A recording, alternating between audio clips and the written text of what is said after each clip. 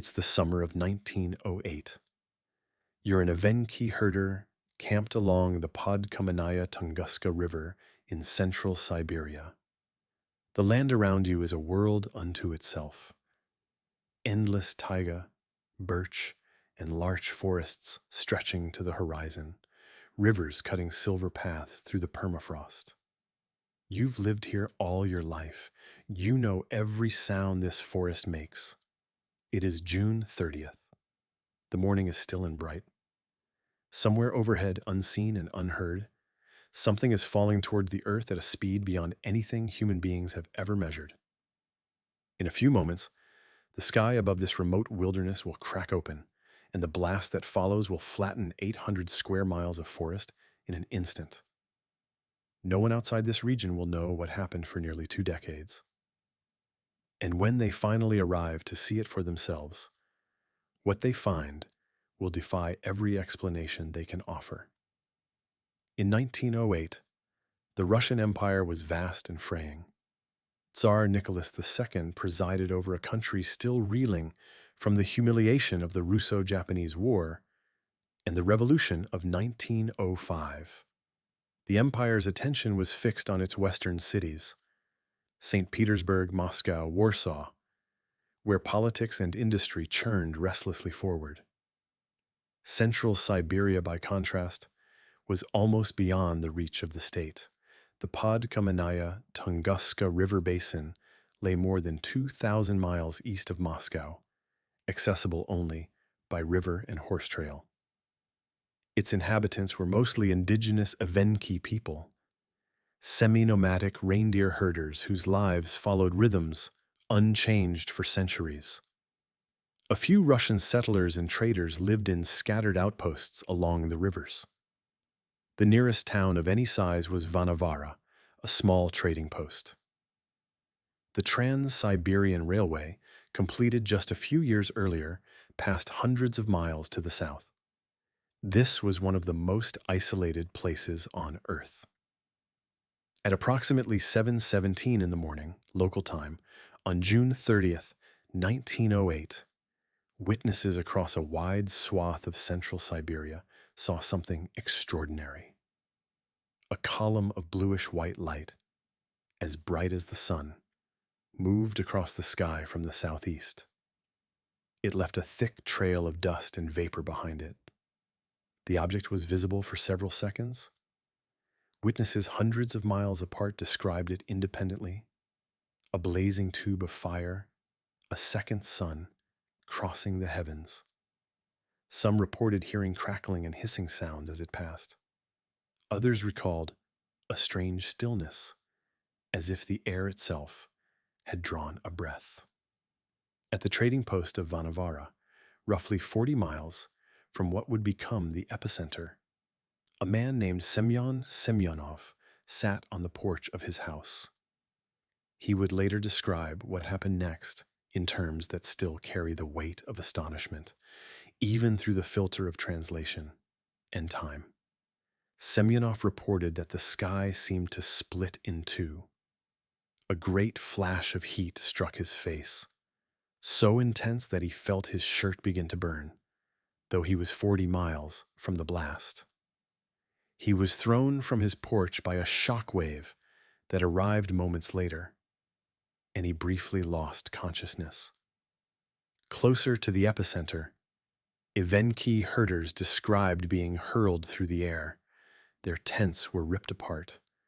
Reindeer were scattered or killed. One account, collected years later, described a herder named Akulina, who was knocked unconscious and awoke to find the forest around her leveled, the trees stripped of their branches and laid flat like kindling. The explosion, for that is what it was, an airburst detonation estimated at roughly 12 miles above the Earth's surface, released energy equivalent to somewhere between 3 and 30 megatons of TNT. The most widely cited estimate is around 15 megatons. For reference, the atomic bomb dropped on Hiroshima released approximately 15 kilotons, 1,000 times less. The shockwave radiated outward with devastating force. An estimated 80 million trees were flattened across an area of roughly 830 square miles, a zone larger than many European cities and their surrounding countryside combined. The trees fell in a vast radial pattern, all pointing away from a central point above the Podkamanaya Tunguska River. At the very center of the devastation, a strange anomaly. The trees were not knocked down. They stood upright, but stripped entirely of their bark and branches, bare poles, scorched and skeletal, pointing at the sky. This pattern was consistent with a blast wave, arriving from directly above. The shock wave was registered by barometric stations across Europe. Seismic instruments in cities as distant as London detected the tremor. For several nights following the event, skies across northern Europe and western Russia glowed with an eerie luminescence, bright enough, some reported, to read a newspaper by at midnight. And yet, almost no one investigated. The explosion occurred in one of the least populated places on Earth. No confirmed deaths were recorded, though some Evenki accounts suggest that several herders perished. The remoteness of the site, the political instability of the Russian Empire, and the absence of telegraphs or rail connections meant that word of the event spread slowly and imprecisely.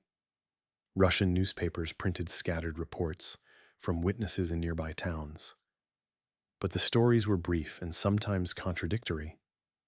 Some speculated about an earthquake, others about a meteorite. Within weeks, the story faded from public attention entirely. Russia was consumed by other crises: economic turmoil, political repression, the slow unraveling of the Romanov dynasty. Then came the First World War, the Russian Revolution, the Civil War. Nearly 2 decades would pass before anyone with scientific training set foot at the site of the explosion. In 1921, a Soviet mineralogist named Leonid Kulik first learned of the Tunguska event while reviewing old accounts of meteorite falls. He became fascinated, then obsessed. He organized several expeditions to reach the site, but the difficulty of travel into central Siberia delayed him repeatedly. It was not until 1927, 19 years after the explosion, that Kulik finally reached the blast zone. What he found staggered him. The devastation was still plainly visible. Millions of trees lay on the ground in perfect radial formation, their trunks bleached and rotting, but unmistakable in their pattern. Kulik expected to find a crater. He was certain a massive meteorite had struck the Earth, and that fragments of it would be buried at the center of the destruction. He searched for years. He drained swampy depressions, thinking they might be impact craters. He dug trenches in the boggy soil. He found nothing. The absence of a crater became the central mystery of the Tunguska event. An explosion of this magnitude should have left a scar in the earth. A bowl of shattered rock, fragments of extraterrestrial material. Instead, there was nothing. Just the standing, stripped trees at the center and the vast circle of devastation around them. Kulik returned to the site multiple times through the 1930s, each time hoping new methods might uncover the meteorite he was certain lay buried in the swamp. He never found it. He died in 1942 in a German prisoner of war camp, his life's great question unanswered. But his meticulous documentation, photographs, surveys, interviews with Evenki witnesses, preserved the evidence for future generations of scientists. Without Kulik's obsessive fieldwork, much of what we know about the Tunguska event would have been lost to time and the slow recovery of the forest. Over the following decades, the Tunguska Event became one of the most debated mysteries in science. The hypothesis that eventually gained the widest acceptance held that the explosion was caused by the airburst of a small asteroid or comet fragment. An object, perhaps 60 to 100 meters across, that disintegrated in the atmosphere before it could reach the ground. This would explain the absence of a crater and the absence of large meteorite fragments. The object would have been vaporized by the heat and pressure of its own entry, releasing its energy as a single catastrophic airburst. Modern computer modeling has supported this hypothesis, reproducing the radial treefall pattern with remarkable accuracy. Other theories have been proposed.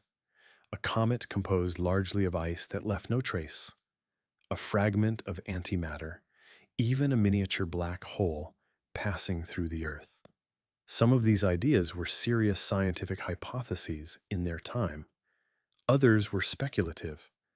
The airburst of a stony asteroid remains the most widely supported explanation today.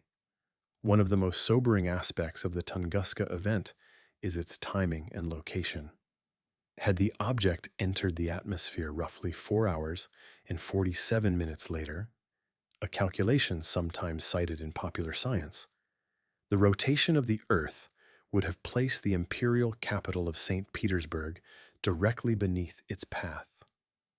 The blast would have obliterated the city and killed hundreds of thousands. The political consequences are almost impossible to calculate. Instead, it struck one of the emptiest landscapes on the planet, in a region so remote that the only witnesses were herders and traders whose accounts would not be collected for years. This accident of geography, the sheer luck that the impact zone was uninhabited, has given the Tunguska event a paradoxical quality. It was one of the most powerful explosions in recorded history, and yet it killed almost no one. It destroyed an area the size of a major metropolitan region, and yet it was nearly forgotten. Today, the Tunguska blast zone has largely recovered. The taiga is resilient. New growth has risen among the fallen trunks, and the forest has slowly reclaimed the land. But traces of the event persist. In the soil chemistry, in the growth patterns of the trees, in the faint radiocarbon signatures left by the airburst. Scientific expeditions continue to visit the site. In 2007, an Italian research team suggested that a small lake called Lake Cecco, located 5 miles from the epicenter, might be a secondary impact crater. The claim remains disputed. The forest keeps its secrets well. The Tunguska event changed how humanity understands its relationship with the cosmos. It was the first modern evidence that objects from space could strike the Earth with civilization-threatening force, not in the geological past, not in theory, but within living memory. It gave weight and urgency to what had once seemed an abstract possibility. Today, organizations like NASA's Planetary Defense Coordination Office monitor near-Earth objects precisely because of events like Tunguska. The 2013 Chelyabinsk meteor, which exploded over a Russian city injuring over 1,500 people, was a smaller echo of the same phenomenon, a reminder that the sky is not as quiet as it seems. In the end, the Tunguska event endures not as a story of destruction, but as a story of warning. Somewhere in the silence of that Siberian morning, in the blue-white light crossing the sky, in the moment before the air itself became fire, there is a message that we are still learning to read. The universe is not malevolent, but it is indifferent, and the margin between survival and catastrophe can be as thin as a few hours of planetary rotation.